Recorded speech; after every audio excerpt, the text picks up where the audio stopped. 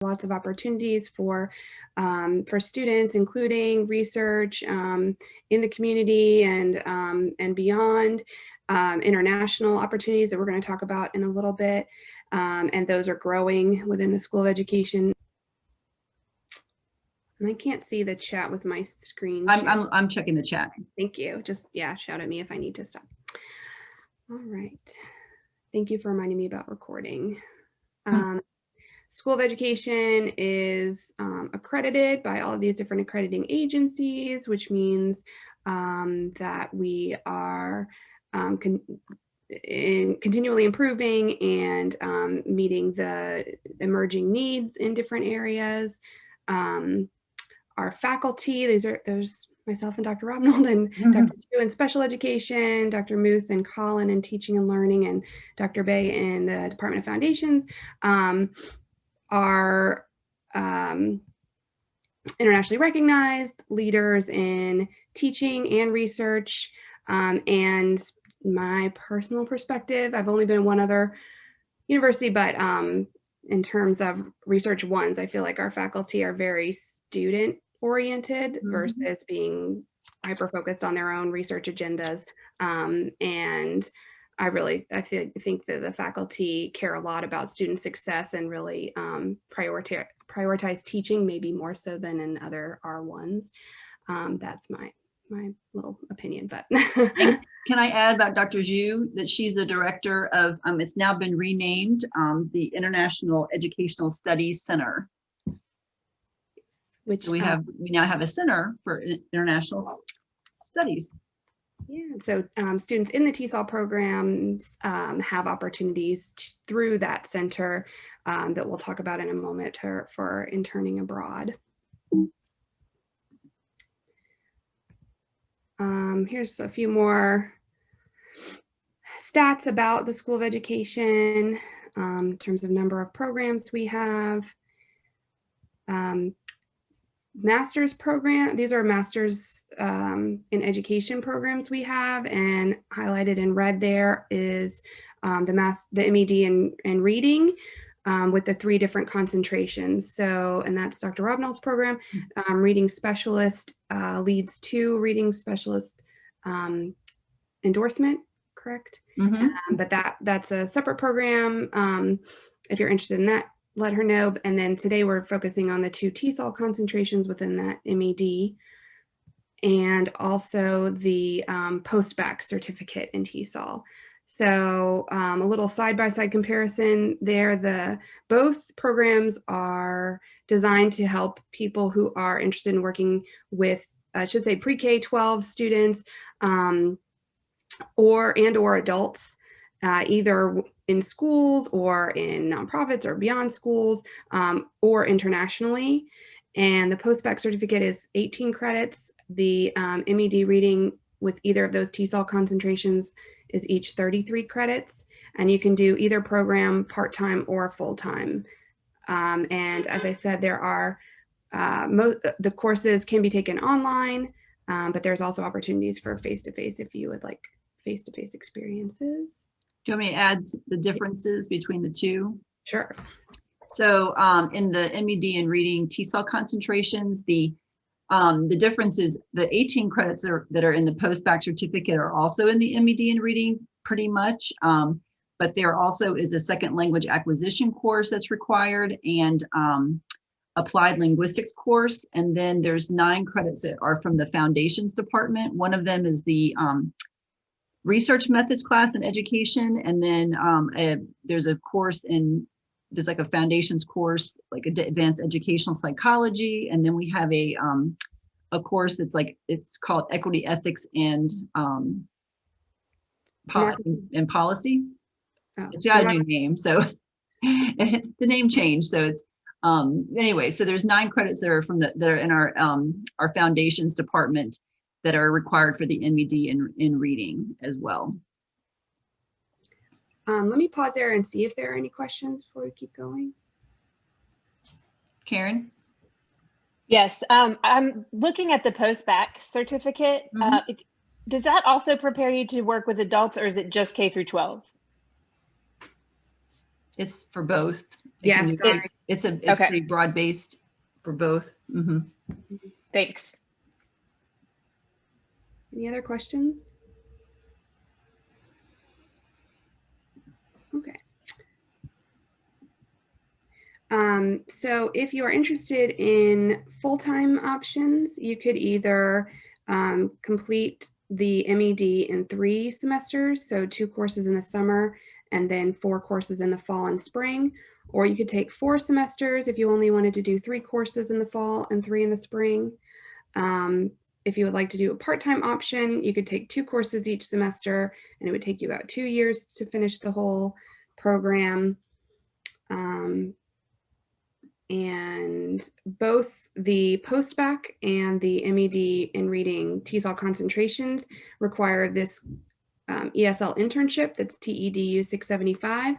That's sort of the capstone experience, and that involves 150 contact hours with English learners, and we can work with you to choose a placement. If you're already working in a school or with an organization and you'd like to do your internship there, that's often the case, and that's fine. And we also have opportunities in international contexts, including potentially virtually, and then also with the English language program here at VCU to work with VCU international students.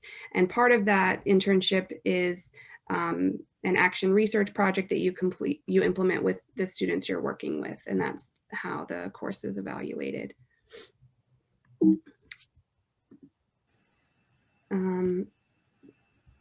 So important things to know is that if you already have a teaching license in Virginia, you now, in order to get an ESL add-on endorsement for your license, the only requirement is the TESOL praxis exam, a passing score on the praxis exam. It used to be you needed 24 credits of coursework, but in 2017, the legislature changed that requirement. So now the only requirement is passing the praxis exam. However, I took it relatively recently, and it's not in any way a preparation to work with English learners. So the coursework is still really valuable, and we highly recommend people take these courses if they want to work with English learners, and they will, prepare you for the TESOL praxis exam as well. And we've, looked at the praxis to ensure that there's some alignment there, but they go way beyond what is included in the praxis exam.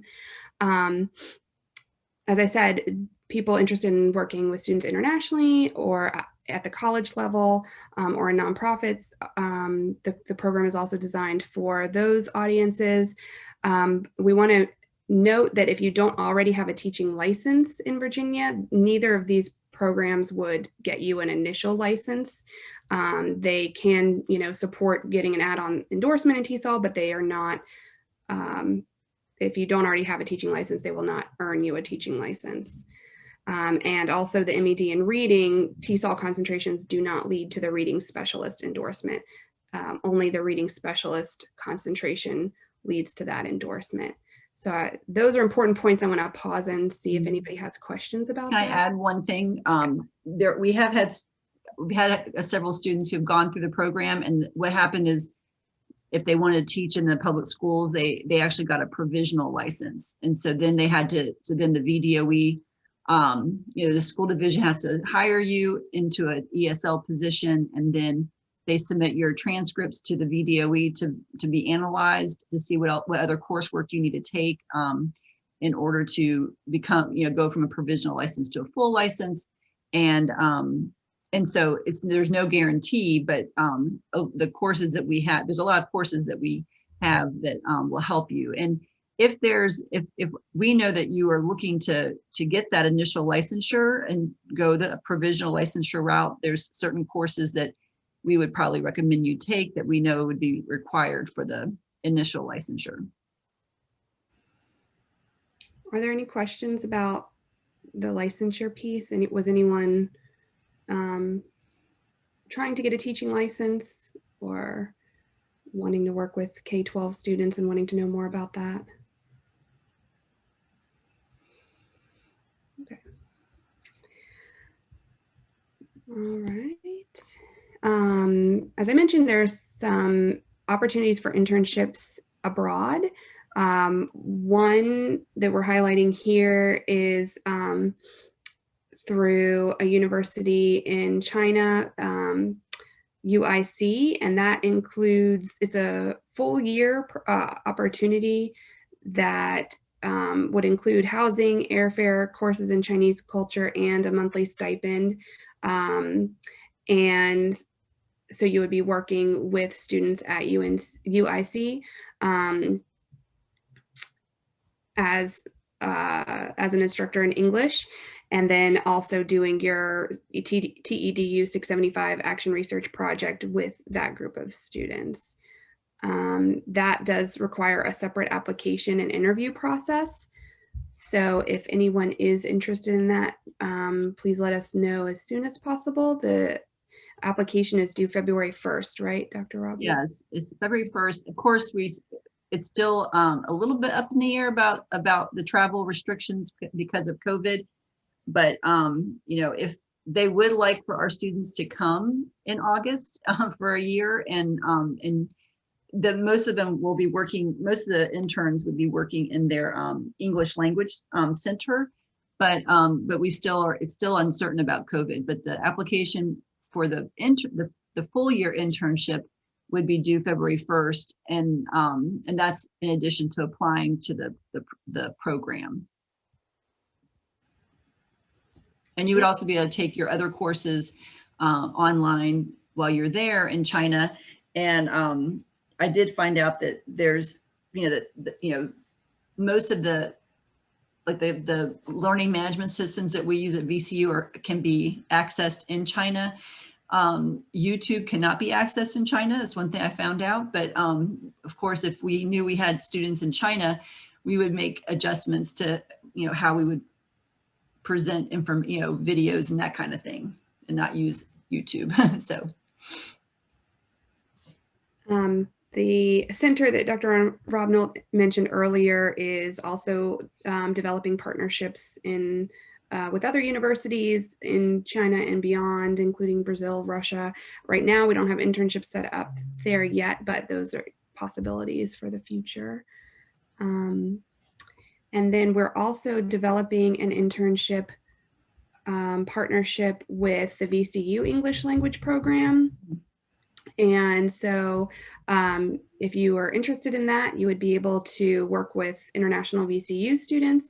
You would be working closely with a faculty member in the English language program and lesson planning with them, co-teaching the classes, working with small groups of students, also completing your action research project with those students. And we are working on setting up an opportunity that could be done as a paid internship as well. Any questions about any of the internship opportunities or anything else? And just to be clear, the course is a 3-credit course that is required for 150 hours of contact hours. So part of that 150 hours is that you would be planning your action research project and then implementing your action research project and then presenting it in both as a presentation and a report at the end.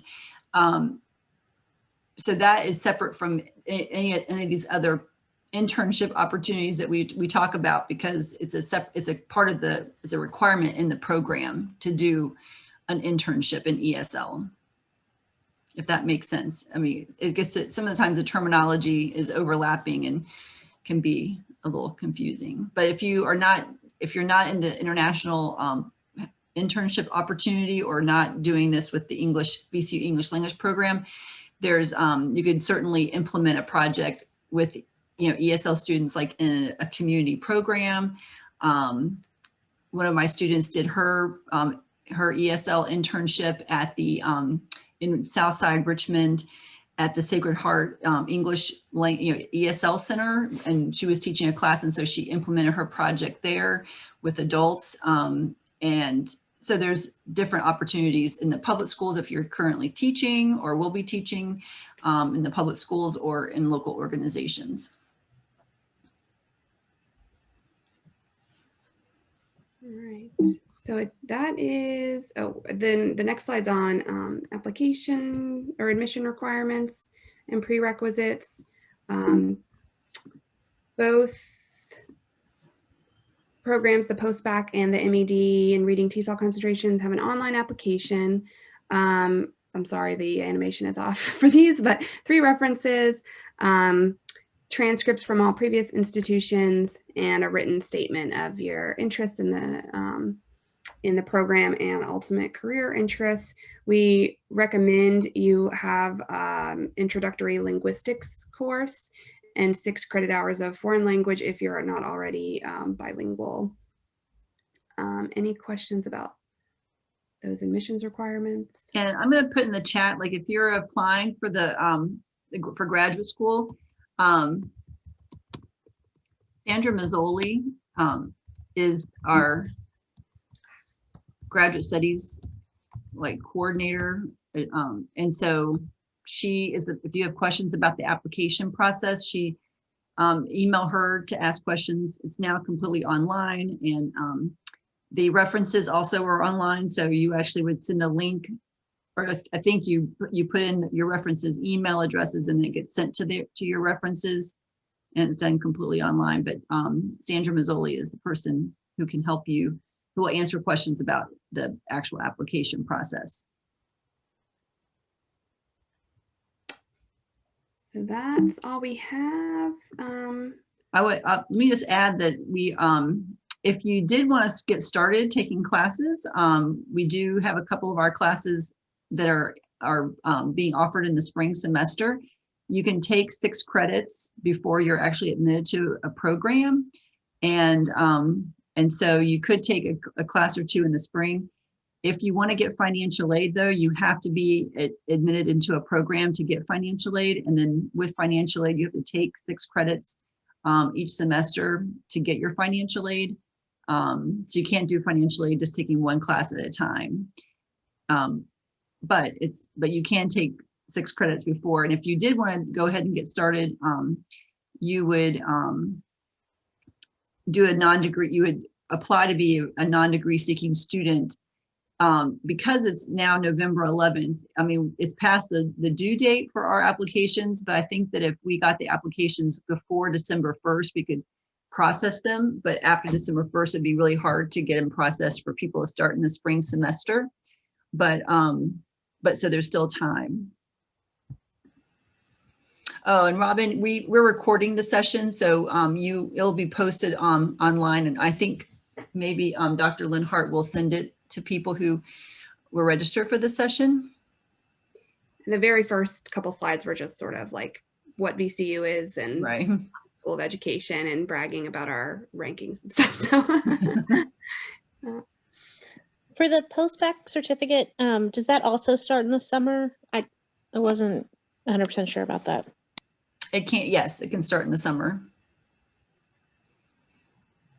Yeah, you don't have to take courses in a particular sequence, so so it's pretty flexible for you to take courses when you can. Right. We actually have a cohort with RPS that's taking the TESOL courses right now, and so one of the courses, cross-cultural communication, cross-cultural communication, is being offered. It'll be offered in the May to June summer session. So we actually have several of our courses being offered in the summer this year.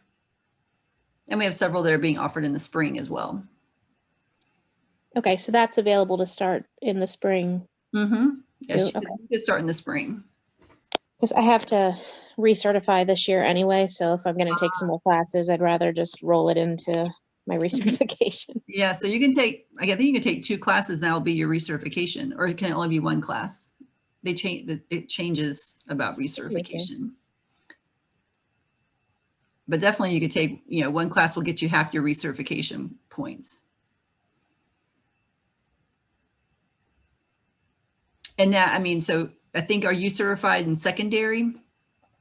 I have a K-12 certification in special education. Oh, okay. So you may have taken the Foundations of Reading course, but so if there's a class that you've already taken at the graduate level, you don't have to take it again, but then you'd have to replace it with another class. So you have the number of credits. So like somebody who has a secondary certification may already have reading the content area. So you don't have to take that again. You would just take another class in place of reading the content area. Okay. So you have to have the total number of credits. Other questions about anything?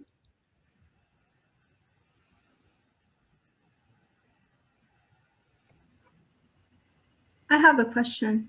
For the prerequisites for foreign language, I know my English is not my first language, and for undergrad studies, when I did my bachelor's at VCU, I waived the language requirement. So I wanted to see if I have to take the 6. No? Nope. Okay. If you already have if you have another language, it's your first language, then you would be fine. Awesome. Thank you. And one thing you may notice about our admission requirements is that we do not require the MAT or GRE to get into, well, it was never required for the post-bac certificate, but it's a new change in our requirements for the M.Ed. in reading. If you have a GRE or MAT score, you can of course submit it with your application, but you don't have to take it if you haven't taken it before.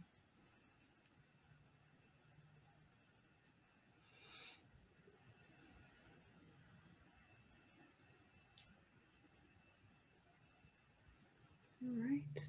Well, if you think of other questions, there is the contact information for Dr. Robnell and for myself. And, you know, if you send a question about one program to the other person, it's fine. We talk to each other anyway, so don't worry about sending it to the right person.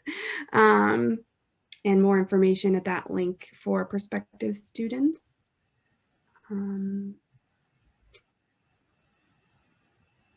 Yeah, and I guess, yeah. Can I ask one question? I know there was a session yesterday for the reading specialist program. Is there a way to see that? Yeah, I actually just sent Dr. Linhart the video. So I need to find out how where it's going online. And okay. I can make sure that you get a copy of it. Okay, that's great. Thank you so much.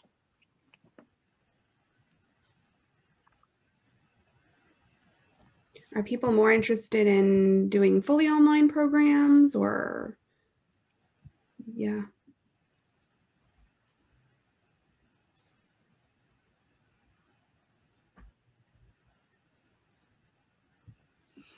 Well, in the spring semester, we're still going to be because of COVID, we'll still have most of our courses are online, asynchronous or synchronous, which means that they might have a meeting time on Zoom each week or every couple of weeks if it's hybrid, online asynchronous.